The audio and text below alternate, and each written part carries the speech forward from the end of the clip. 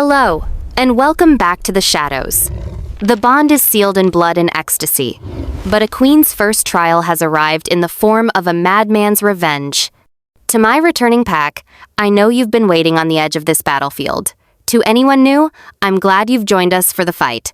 Subscribe and hit that bell, because the first move in this war is about to be made. Before the king unleashes his fury, I have a question for you. What is a greater motivator, love for your family, or loyalty to your kingdom? Share your thoughts down below.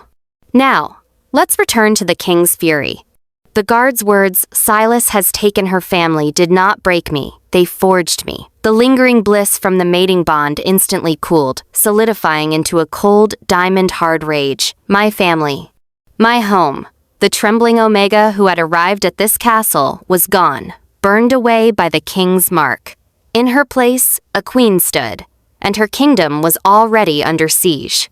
Through our new bond, I felt Ryker's own fury explode, a mirror of my own.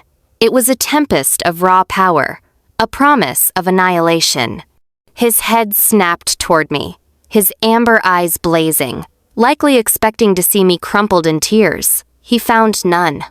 I pushed myself off the bed, the fur blanket falling away as I stood. My voice, when I spoke, was not the whisper he was used to. It was low, chillingly calm, and carried the weight of his own authority. "He thinks he has found your weakness," I said, meeting his fiery gaze without flinching. "He is about to find out he created a second front to his war." Ryker's surprise was a flicker I felt through the bond, quickly replaced by a wave of fierce, untamed pride. He looked at me not as a fragile mate to be protected, but as the other half of his soul, finally awakened. "He will pay for this insult," Ryker snarled, his voice a low growl that vibrated through my bones. "No," I corrected, taking a step closer, my own fury rising to match his. "He will pay for this with everything he has. We will not rest until my family is safe, and he is erased from this land." The word we hung in the air, an unbreakable vow. The king's war room was a chamber of stone and shadow, dominated by a large oaken table carved with a map of the territories. Ryker's most trusted commanders were assembled: a grizzled, scarred general named Kale, and his beta, a younger, more strategic wolf named Lorien.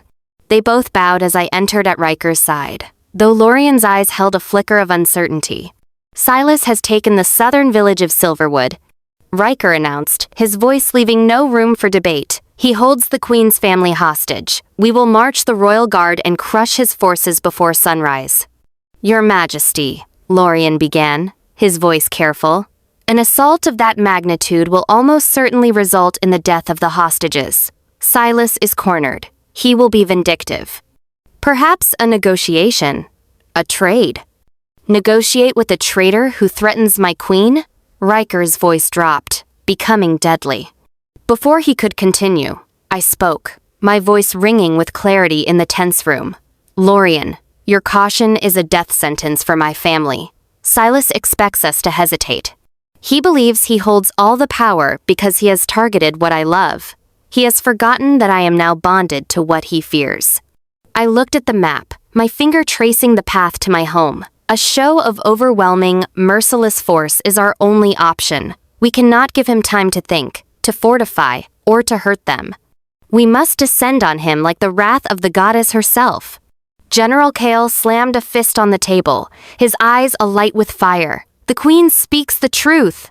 A swift blade is the only diplomacy a snake like Silas will understand." Ryker's gaze locked on me, his pride a palpable force that warmed my skin. He turned back to his commanders. "My queen has decreed it. There will be no negotiation. Ready the warriors. We march in 1 hour." The castle courtyard was a sea of moving steel and grim-faced warriors under the cold moonlight. The air thrummed with the promise of violence. Ryker, now clad in dark, formidable armor, stood before me. He pressed a small, wickedly sharp dagger into my hand. "You will ride with the royal guard," he commanded. "You will never be defenseless again."